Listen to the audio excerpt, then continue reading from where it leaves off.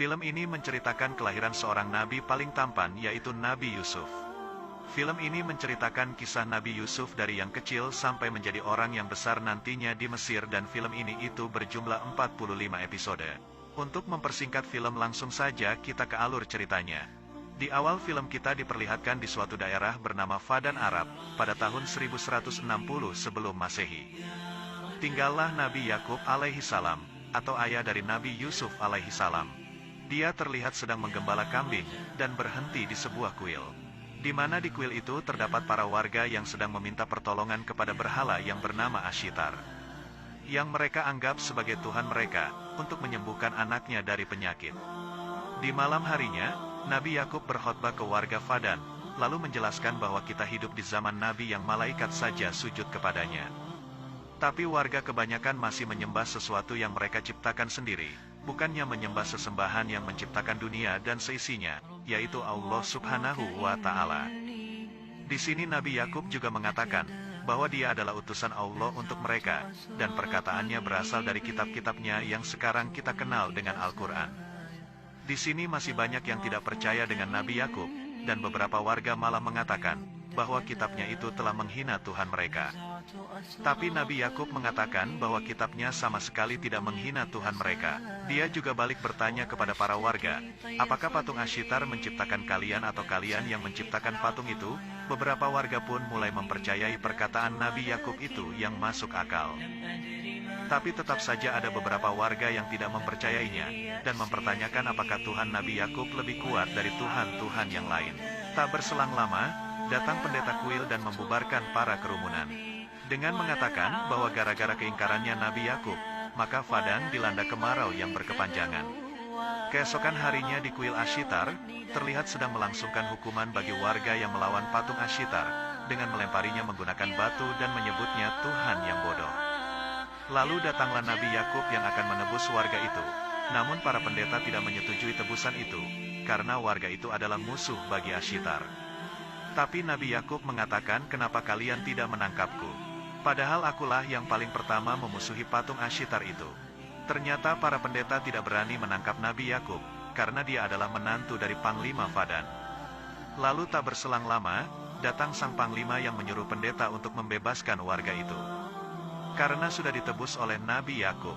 Dengan rasa takut pendeta itu pun akhirnya melepaskan warga itu. Nabi Yakub ini mempunyai 4 istri dan 11 anak. Tapi sebenarnya istri pertama Nabi Yakub ini bernama Rahil. Tapi karena bertahun-tahun dia tidak diberi anak dari Rahil, makanya Rahil menghadiahkan para pembantunya untuk diperistri oleh Yakub, agar sang Nabi mendapatkan seorang keturunan. Nah, setelah bertahun-tahun Rahil tidak mendapatkan seorang anak, akhirnya dia hamil dan akan mempunyai seorang anak pertamanya. Nabi Yakub yang sedang menggembala kambing dengan anak-anaknya mengatakan kepada mereka, bahwa suatu saat nanti penggantiku adalah orang yang paling dekat dengan Allah, dan paling dicintainya, bukan orang yang paling kuat. Dia juga mengatakan bahwa kakeknya Nabi Ibrahim dan ayahnya Nabi Ishak, merupakan manusia terbaik, bukan manusia terkuat. Sedikit penjelasan, silsilah dari Nabi Yusuf dan ayahnya Nabi Yakub adalah keturunan dari Nabi Ibrahim dan anaknya Nabi Ishak. Lalu tak berselang lama datang warga Fadan mengatakan kepada Nabi Yakub, bahwa Rahil akan segera melahirkan anak pertamanya. Mulai terjadi kecemburuan yang dirasakan oleh seorang istri Yakub yang bernama Bilah. Dia takut kalau Nabi Yakub akan lebih mengistimewakan Rahil dan anaknya nanti, ketimbang ketiga istrinya dan anak-anak yang lain. Rahil yang sedang ditangani oleh seorang bidan, tiba-tiba saja pingsan karena terlalu lemas. Bidan itu pun hanya bisa pasrah, karena jika seseorang yang sedang akan melahirkan pingsan, maka diperkirakan dia tidak akan selamat. Hal itu membuat salah satu warga di situ mengatakan, bahwa ini pasti akibat kemurkaan Dewa Ashitar terhadap Yakub dan Rahil. Namun Yakub yang mengetahui keadaan Rahil semakin memburuk. Dia lalu pergi untuk berdoa kepada Allah, untuk meminta pertolongan. Ayah Rahil atau sang Panglima Fadan semakin percaya, kalau Yakub adalah pembawa petaka bagi warga Fadan. Apalagi dia malah pergi saat istrinya sedang dalam kondisi memburuk.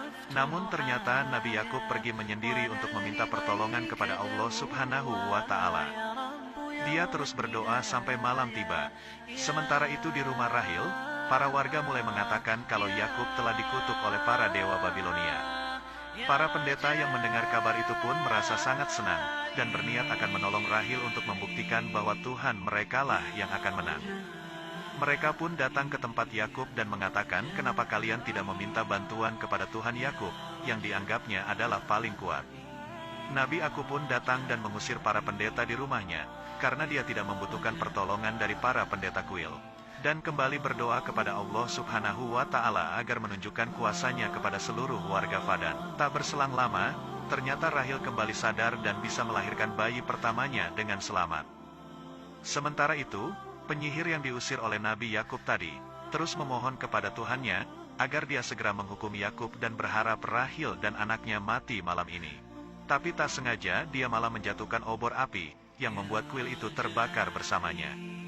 Nabi Yakub yang selama 10 tahun menantikan anaknya dari Rahil, akhirnya dikaruniai Allah Subhanahu wa Ta'ala. Dia menamai anaknya dengan nama Yusuf. Di malam itu juga turun hujan sangat lebat di Fadan. Dan Yakub percaya itu adalah berkah dari kelahiran Yusuf. Para warga pun lalu membicarakan tentang kelahiran anak Rahil yang lancar dan turunnya hujan di Fadan, bersamaan dengan anaknya Rahil dan Nabi Yakub. Warga yang tadi mengatakan Yakub dan Rahil terkena kutukan, terkejut. Mengetahui Rahil dan bayinya sehat walafiat. Sementara itu para warga akhirnya menyadari bahwa kuil Ashitar sedang bakaran. Mereka pun berbondong-bondong ke kuil untuk memadamkan api itu. Sang Panglima Fadan merasa aneh, karena hujan lebat tidak bisa memadamkan api yang ada di kuil Ashitar. Kebakaran itu mengakibatkan penyihir Ashitar mati terbakar di dalam kuil. Para warga mulai mempertanyakan kenapa penyihir bisa terbakar, dan kemana Tuhan, kenapa tidak bisa memadamkan api di kuil. Mereka pun akhirnya menyadari bahwa penyihir Ashitarlah yang terkena celaka, karena berusaha melawan Tuhan dari Nabi Yakub. Setelah kejadian itu, sang Panglima memutuskan untuk beriman kepada Tuhan Nabi Yakub. Begitu juga para warga yang lain, yang sekarang mempercayai bahwa Allah Subhanahu wa Ta'ala adalah Tuhan yang sangat kuat. Mereka juga meninggalkan kuil yang sedang terbakar tanpa memadamkan api terlebih dahulu. Para warga Fadan akhirnya kini beriman kepada Allah Subhanahu wa Ta'ala tanpa terkecuali. 5 tahun telah berlalu, dan dalam waktu itu pula rahmat Allah terus mengalir kepada penduduk Fadan. Yusuf yang kini sudah beranjak menjadi anak-anak diajak oleh Rahil dan Yakub untuk pergi ke padang gurun. Mulai terjadi kecemburuan yang dialami oleh istri lain, karena Nabi Yakub lebih mengistimewakan Rahil daripada istri lainnya. Singkat cerita, datang utusan dari daerah Kanaan Palestina, daerah asal dari Nabi Yakub. Mereka membawa berita bahwa Nabi Ishak alaihissalam telah kembali kepada Yang Maha Kuasa. Hal itu membuat Nabi Yakub harus berhijrah menuju Kanaan menggantikan Nabi Ishak untuk memimpin warga Kanaan. Sebelum pergi, Nabi Yakub kembali berkhotbah di hadapan para warga Fadan, bahwa Allah telah memberikan hidayah kepada semua warga Fadan, yang dulunya penyembah berhala. Nabi Yakub dan keluarga akhirnya berangkat ke Kanaan, daerah Palestina.